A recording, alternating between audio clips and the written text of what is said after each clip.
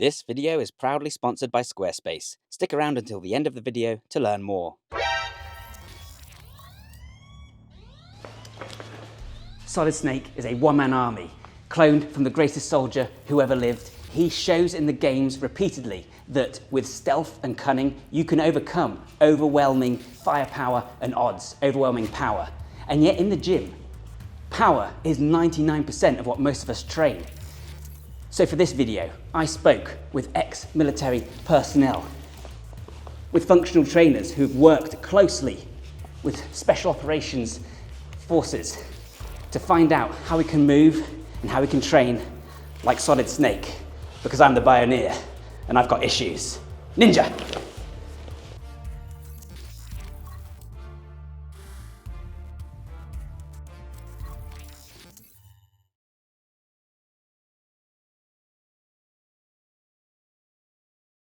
So how do we move stealthily and without being seen? Well, one of the first things we need to consider is body control and awareness, being aware of your body in space, proprioception, but also able to control your limbs and move slowly and precisely, which requires a different kind of strength than being forceful and explosive. So for example, if you're jumping down from a small height and you want to land as quietly as possible, this is about absorbing the impact by bending your joints and gradually providing that antagonistic resistance to slow yourself down, not to completely blunt the movement, which will create a noise, but to gradually absorb the impact and the sound, which is how we should be moving anyways, if we want to make sure that we're not placing too much strain and impact on our joints. So practicing to start with, jumping and landing quietly, is a great way to start out moving more quietly and precisely, but it's also a really good practice in general. Beyond this, we also need to be aware of our bodies when walking, when moving, because in a similar manner, the way we place our feet down, of course, is going to have a big impact on the sound of our footfall. Several groups practice a variety of quiet movement techniques. The military use crawls like the monkey run and leopard crawl. Survivalists use the fox walk, and ninjutsu teaches techniques such as inu bashiri, walking like a dog, and kitsune bashiri, walk of the fox. Generally, these movement patterns focus on placing the foot or hand down gradually, first using just the ball of the foot or the blade, and then gradually transferring weight. The knees will generally remain bent whilst walking to allow for this easier transfer of force. Adam, if you want to move more quietly, remember to keep your legs bent. This not only lets you absorb the impact through your knees, but also gives you better balance so you can control your free leg. Control my free leg? Exercises like the 100 up, major and minor, the anterior reach, and one-legged Romanian deadlifts can be great for developing this kind of control. Rucking is a great exercise too. This kind of control? Try holding A while walking. Wait, what?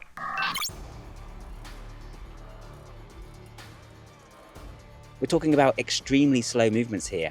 To completely eradicate sound, you might need to move at a painstaking crawl. So now I'm going to demonstrate for you how you can land really lightly from a drop or a jump to absorb that impact with your knees so as not to create much sound. It's just a shame we don't have anyone else to help demonstrate it. Liam. Oh, how you doing, man? hey bro. That's weird. Yeah, it's strange. How you doing? Yeah, good. You fancy being in a video? Yeah, always. Nice one. Let's go. So I've actually brought a sound meter with me today, and that's going to record and display the amount of noise we're making in decibels. So I'm going to jump down from here now and land noisily, and then I'm going to do the same thing again whilst absorbing the impact with my knees and feet, and you should be able to see the difference.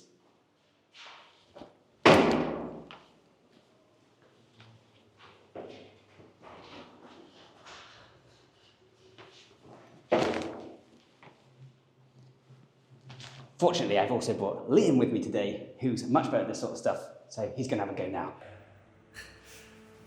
That was quite loud. I'm not happy with that. Am I allowed to jump in any fashion? Yes, of course, yeah. So if I was going to minimise my sound, I would always get as low as I can first and bounce up. Shoot my legs out so they're ready to extend and accept the floor like that. So this is like the end. It's come down in this position here, so it's like fully extended, absorb, absorb, absorb, absorb. So you're lengthening your leg by doing that, so you've got more space to absorb the impact. Yeah, exactly, because if I was to just jump up, I mean, like if I was to just jump like this, I've got way less, I'm just like there to there to absorb. But if I can go from this to this, then it's like way softer. I'm gonna have to go at that now. Yeah. Yeah, nice, man. To aid with this, I also am actually wearing barefoot shoes right now. These ones are from Vivo Barefoot, who didn't sponsor this video, but they often do work with me, full disclosure. These are minimal shoes that have a thinner sole and wider toe box. That allows me to feel the ground better and to much more easily absorb the impact with the balls of my feet. Liam always wears minimal footwear as well. Yeah, nice one. So another way that you can practice this kind of, well, what I like to call strength finesse is with something called quasi-isometrics. Quasi-isometrics are movements performed, you're not completely static, as with a regular isometric. Instead, you're moving extremely slowly, such that it almost looks like an isometric hold, but it's actually dynamic. So for example, you might perform a push-up that takes you a whole minute to complete, or you might perform a squat or a pull-up. This is an entirely different kind of challenge than exploding into that movement, because when you do this, not only does it become something of an endurance challenge and a mental challenge, which we'll get to more in a moment, but at the same time, you're controlling and deciding how many motor units, which muscle fibers to engage in that movement. So I don't want to engage all of my larger motor units, all of my fast twitch fibers at once and explode through the movement. I need to gradually add the smallest gradation of force by calling upon those additional smaller motor units. The amount of neural control and awareness that this can build can be quite incredible if you use it as a regular part of your training.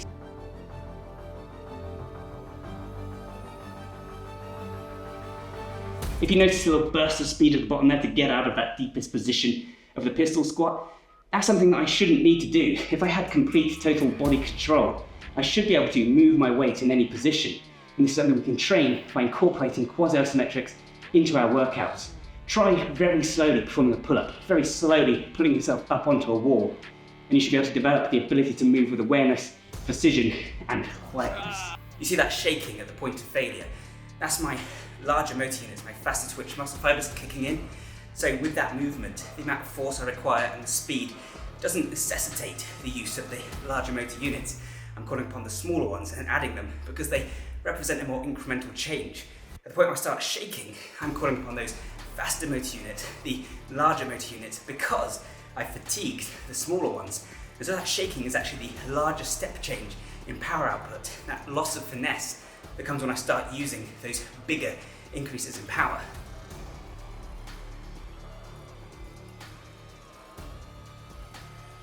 As well as being aware of where your own body is in space, you also need to be aware of where the enemy are. You need to know not only their positions, but you need to think in terms of their psychology. What are they seeing? Where's their line of sight? And what is it precisely that's going to give away your location? So here we're talking about fieldcraft principles, and the precise list varies depending on the organization, but some things to be aware of, some reasons that we be seen include spacing, silhouette, shadow, shine or texture, and movement. So spacing being the space between you and the other people on your team. Shadow being the shadow you cast, which of course you need to be aware of as you move. Silhouette being the silhouette that you form, your shape against the horizon. You need to think about what's behind you as well as where they are. What are they seeing behind you? A white open sky, for example, is not going to provide the same cover, the same kind of information scrambling as having a busy, dense background behind you. You need to think as well about things like the horizon and straight lines. Even if a tiny piece of you is poking out over the top of something you're hiding behind, this might not seem like a big deal, but because you're breaking that otherwise straight line, it actually stands out a mile off and an enemy sniper can easily take that shot. What's also very important is to consider your shadow. If you're casting along shadow, then even if your body is hidden, this could still give away your position.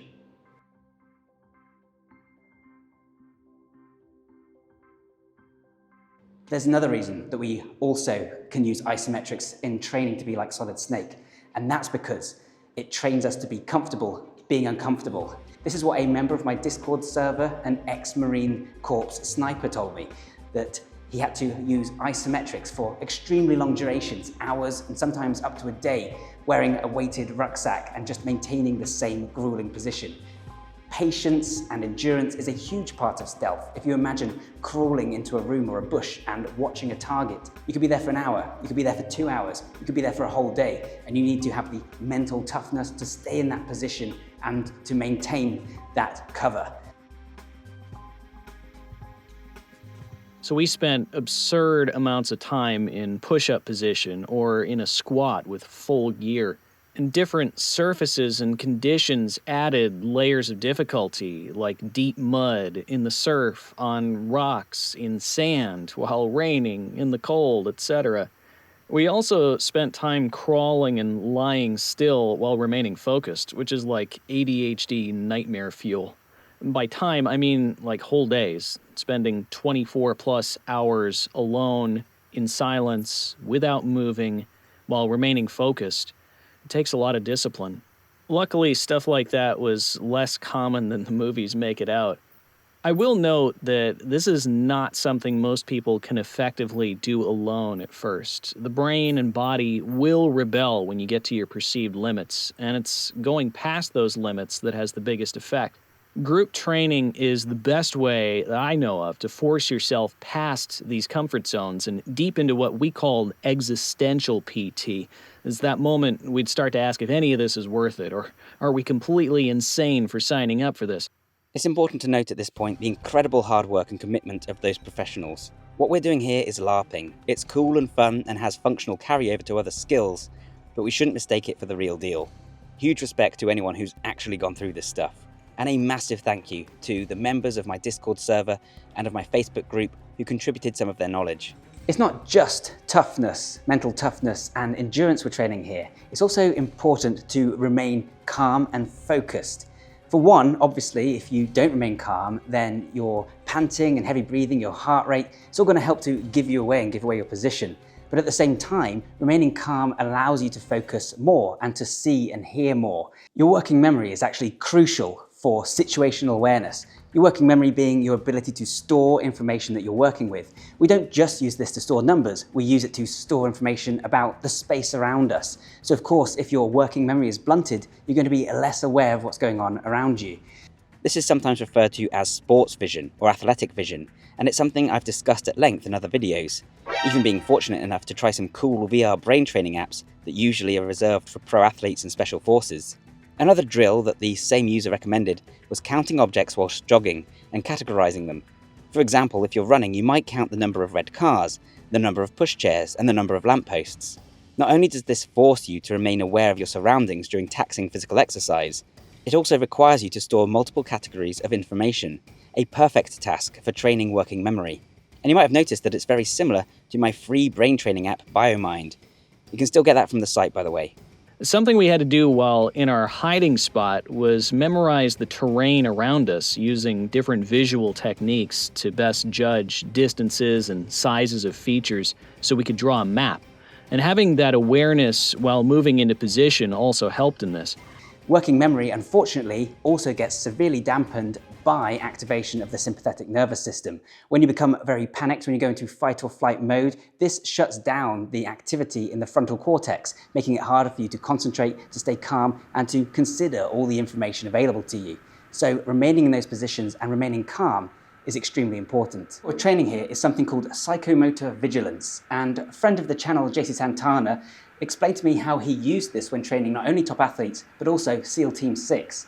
So what he'd have them do is to perform a highly stressful cardio activity, whether it's pushing a truck or whether it's using the Stairmaster, and then immediately after that he would follow that up with a cognitively demanding task that would require extreme focus. So here he'd be chasing them, in his case, with pool noodles and getting them to run away and not allow them to touch them. Alternatively, you could use dual end-back training or BioMind, any kind of brain training, particularly one that focuses on working memory, but whilst you're in that fatigued and aroused state. And by doing this, you can train yourself to stay alert, even when you're tired, even when you're stressed. A cool technique you can use to improve your situational awareness and at the same time to try and stay calm is something called wide-angle vision, also known as owl eyes, also known as splatter vision. These are all names for the same thing.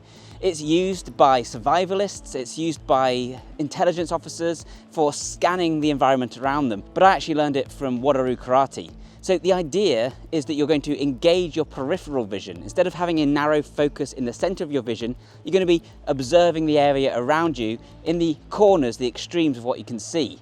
When you do this, it has a couple of effects. Firstly, it means you can actually see more. You take in more information, of course, because you have a wider focus.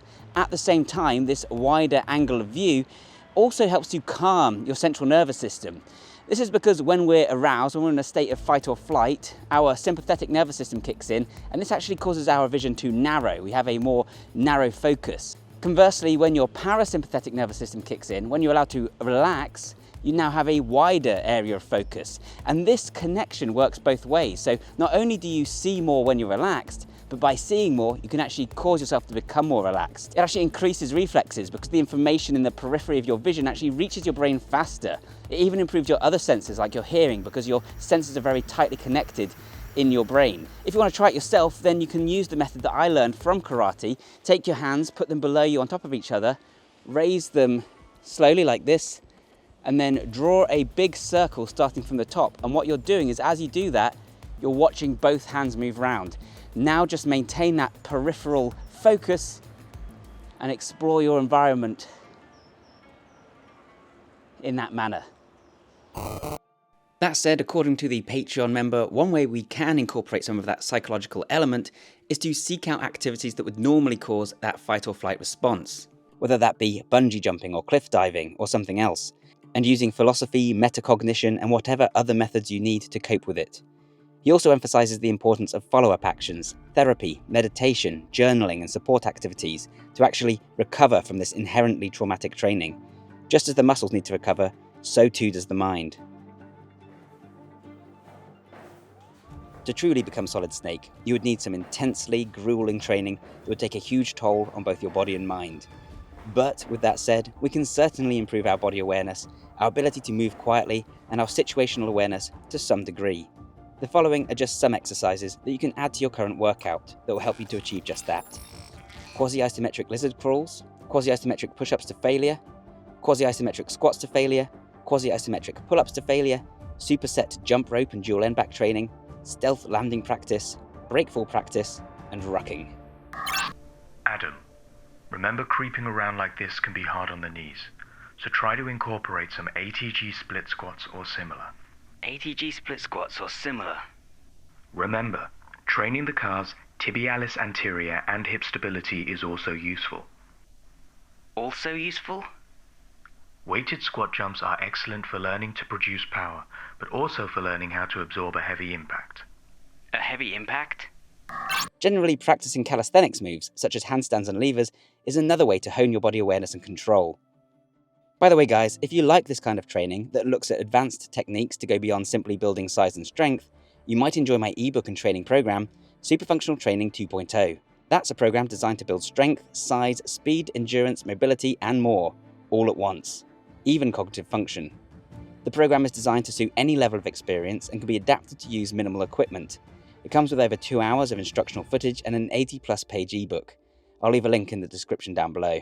So that is how you can train to move a bit more like Solid Snake, with precision and control in order to move quietly. I recommend you incorporate using some quasi-isometrics into your training. I recommend that you incorporate using some cardio in order to challenge your psychomotor vigilance in combination with brain training tasks. If you do all these things, then you might just become Solid Snake. Bye for now.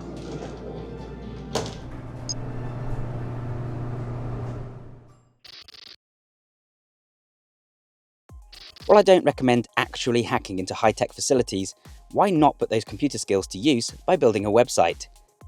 In fact, even if you don't have many computer skills to speak of, you'll still have no problem, thanks to today's sponsor, Squarespace. Squarespace is a website building platform that makes the process of building modern, stunning, responsive websites extremely simple. You can start by picking a template and then drag and drop elements, customize text and colors, and generally edit the site to look just how you want it. The whole process can be over in 10 minutes, and then you're ready to go. From there, you can then update your audience with advanced formatting and publishing tools. integrate your social media channels for a steady flow of content, or generate revenue using members-only gated content. There's a fully featured commenting system with threaded comments, replies and likes, and of course fully functional e-commerce tools. And if you want to expand the capabilities of your website even further, there's a huge selection of plugins from the community and from Squarespace themselves to choose from. For example, if you want to enhance your e-commerce, then you can add things like global shipping, inventory management, and tax reconciliation. Whether you're someone who's just looking to build a basic website in a few minutes to start expressing yourself, or you want to build a fully functional website for your business, Squarespace has all the tools you could need. If you want to find out more, then go to squarespace.com, and when you're ready to launch, head to squarespace.com/Bioneer for 10% off your first domain or website. Thanks again to Squarespace for sponsoring this video, and bye for now.